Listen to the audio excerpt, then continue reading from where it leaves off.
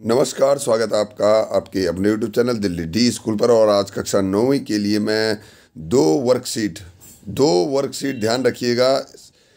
89 और 90 वाला दोनों के दोनों में एक साथ आपको समझाऊंगा। यहाँ पर माटी वाली नामक पाठ से ये लिए गए हैं। कल 14 तारीख थी, 14/2/2022 था, तो उस दिन मैं बना नहीं पाया था। लेकिन आज मैं दोनों को एक साथ, क्योंकि एक ही पार्ट से ये दोनों वर्कशीट ली गई है, तो मैं उनको एक साथ पढ़ता हूँ। तो चलिए शुरू करता हूँ कि प्यारे बच्चों, माटी वाली पाठ के अगले अंश को पढ़कर नीचे दिए गए प्रश्नों के उत्तर दीजिए। तो सब में होता ही है, ठीक है, ये आपको करना ही है। अब देखते हैं। चाय खत्म कर माटी वाली ने एक हाथ में अपना कपड़ा उठाया, दूसरे हाथ में खाली कंटर। कंटर आप समझते हैं, कनस्तर जो टिन का होता है, ठीक है। और खोली के बाहर निकलकर सामने के घर में चली गई। उस घर में भी कल हर हालत में मिट्टी ले आने के संदेश के साथ उसे 2 रोटियां मिल गई, ठीक है। तो वहाँ पर जहाँ पर उसने चाय वाय पी थी, उसे रोटी मिली थी, ठीक है। उसने अपने डिल्ले के अंदर उन रोटियों को रख लिया था। वहाँ से चाय पीने के बाद वह गई, अपना कंटर उठाया और अपना कपड़ा उठाया, दूसरे घर में गई। और वहाँ से उसको क्या आदेश आया कि किसी भी हालत में यहाँ पर किसी भी हाल में मिट्टी इनको कल चाहिए ही चाहिए, ठीक है। और वहाँ से भी उसे रोटी मिल गई। उन्हें भी उसने अपने कपड़े के एक दूसरे छोर में बांध लिया। अब जो वहाँ से रोटियां मिली उनको भी कपड़े के दूसरे छोर में बांध लिया। किसको बांध लिया? रोटियों को, ठीक है। जो पिछला मिला था पिछले वाले घर से, उसे भी बांध लिया था, और इन्हें भी, ठीक है। जाने कि वह ये रोटियां अपने बुढ़े के लिए ले जा रही है। अब अपने बुढ़े यानी कि अपने पति के लिए, ठीक है, वह उन रोटियों को ले जा रही है। उसके घर पहुंचते ही अशक्त बुढ़ा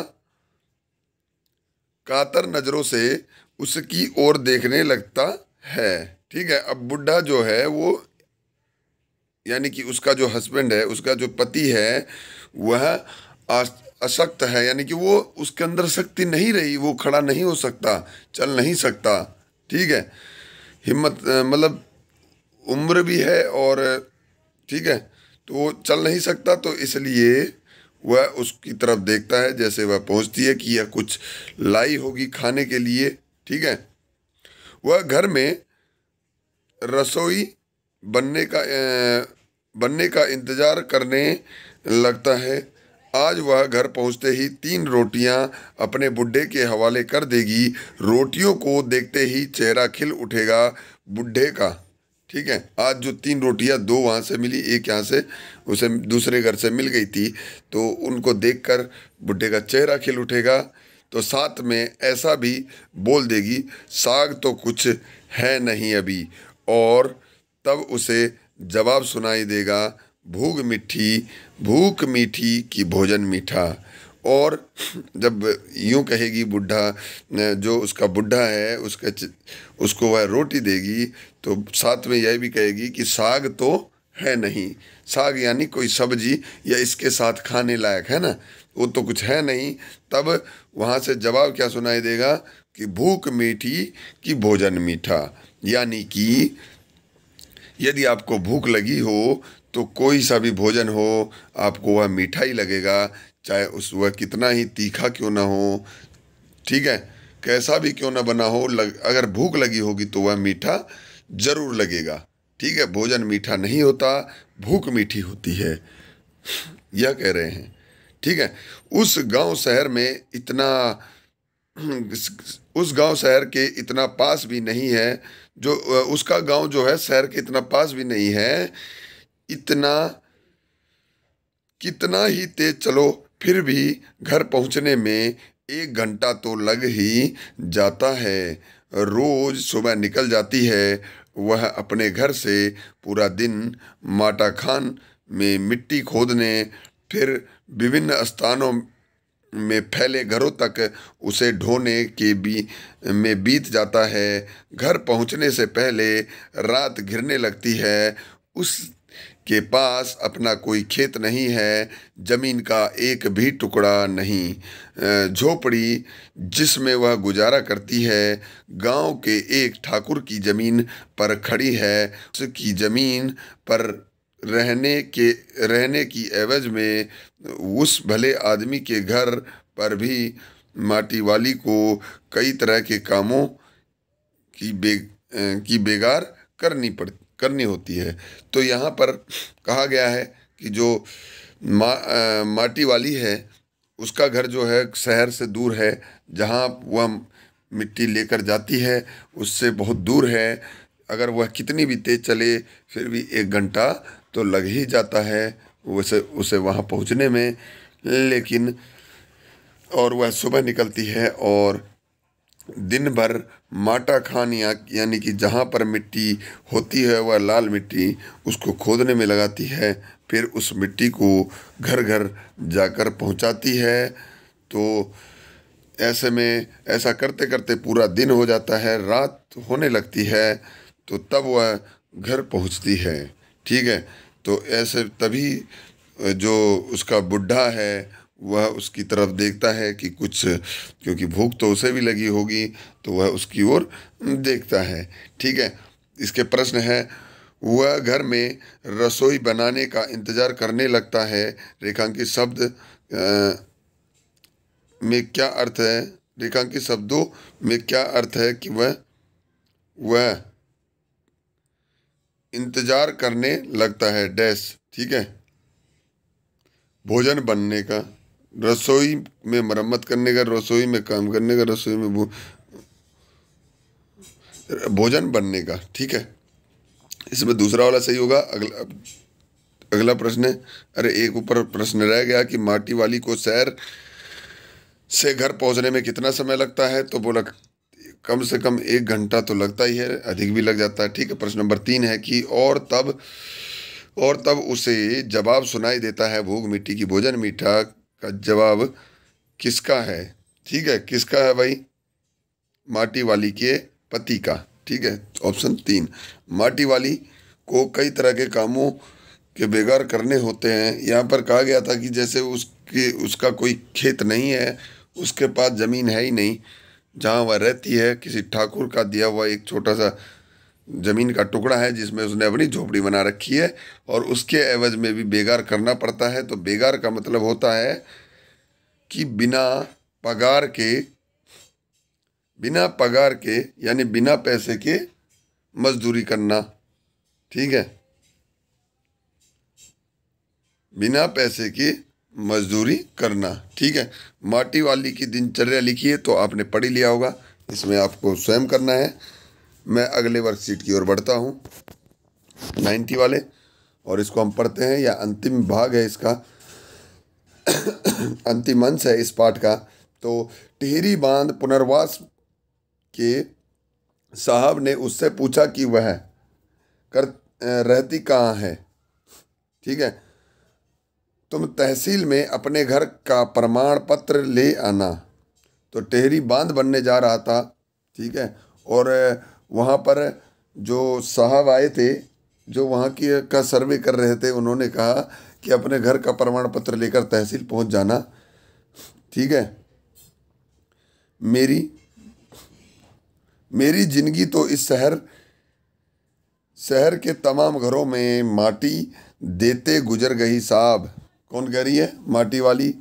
माटी कहाँ से लाती हो? माटा खान से लाती हूँ माटी।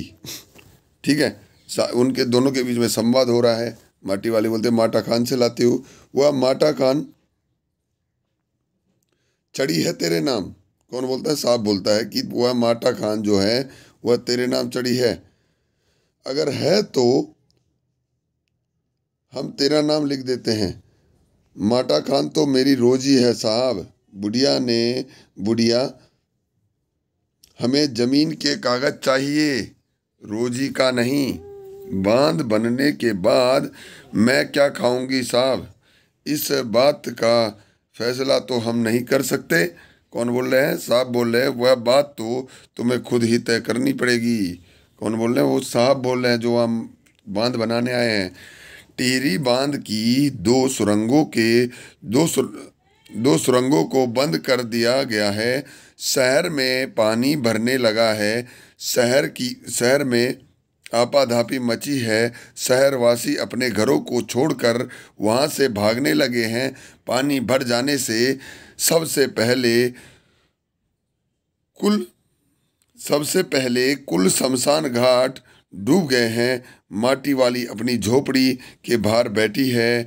गांव के हर आने जाने वाले से एक ही बात कहती जा रही है, गरीब आदमी का शमशान नहीं उजना चाहिए।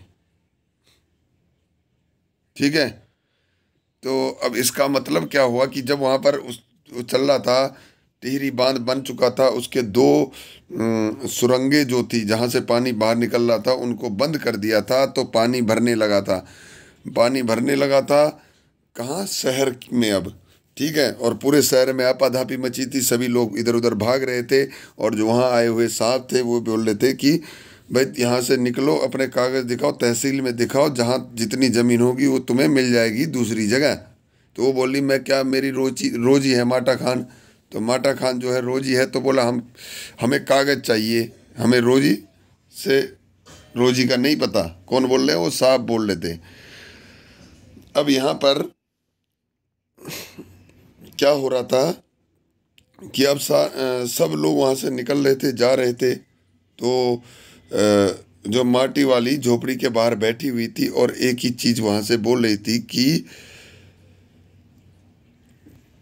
हर आने जाने वाले से क्या कह रही थी कि गरीब आदमी का शमशान नहीं उजड़ना चाहिए। ठीक है, क्योंकि गरीब आदमी के पास क्या है? ना उसके पास ज़मीन है, ना उसके पास पैसा है, ना उसके पास कुछ है। बस है तो क्या है, एक शमशान है जहाँ पर उसका अंतिम संस्कार हो सकता है। ठीक है, और या उसके पति जो हैं बुढ़िया के, वो मर चुका होता है, उसका देहांत हो जाता है, तो अब उसके लिए वहाँ पर शमशान भी नहीं बचता। तो इसलिए वह कहती है कि गरीब आदमी का शमशान नहीं उजड़ना चाहिए। अब आगे देखते हैं कि प्रश्न देखते हैं कि टिहरी बांध पुनर्वास के साहब ने माटी वाली से क्या लाने को कहा, तो उसने अपने क्या कहा? घर का प्रमाण पत्र। ठीक है, अगला देखते हैं प्रश्न नंबर 2, गरीब आदमी का शमशान नहीं उजड़ना चाहिए, उस वाक्य से आप क्या समझते हैं? मैंने बताया आपको। शहर में आपाधापी क्यों मची थी? क्योंकि बांध के दोनों सुरंगें बंद कर दी गई थी और शहर में पानी भरने लगा था। ठीक है, आप समझ गए होंगे। अगला है कि साहब माटी वाली से घर का प्रमाण पत्र क्यों मांग रहे थे? ये उसके प्रमाण पत्र इसलिए मांग रहे थे कि उसको वहाँ से दूसरी जगह पुनर्वास उसका किया जाएगा। प्रमाण पत्र होगा तो उसको दूसरी जगह घर दे दिया जाएगा। ठीक है, बांध बनने से आसपास रहने वाले लोगों को क्या फ़ायदे और नुकसान है? ठीक है, तो जो बांध बना उससे आसपास के लोगों को क्या फ़ायदे और नुकसान है? तो आसपास वालों को तो वहाँ पर नुकसान हुआ ही हुआ, लेकिन हाँ क्या हुआ था भाई, उनके ज़मीन चली गई, उनका घर चला गया है ना, उनके मकान डूब गए, उसमें सब कुछ डूब गया। और जो है क्या क्या फ़ायदे हुए भाई? फ़ायदे क्या हुए कि वहाँ बिजली बननी शुरू हो गई, वहाँ के लिए सिंचाई की व्यवस्था हो गई, है ना। यही फ़ायदे हुए। कुछ और भी हैं, उनको भी आप देखिएगा। तो ये दोनों वर्कशीट आपके लिए 89 और 90 कक्षा 9वीं के लिए, इससे ध्यान से पढ़िएगा, समझिएगा और इसे कीजिएगा। धन्यवाद।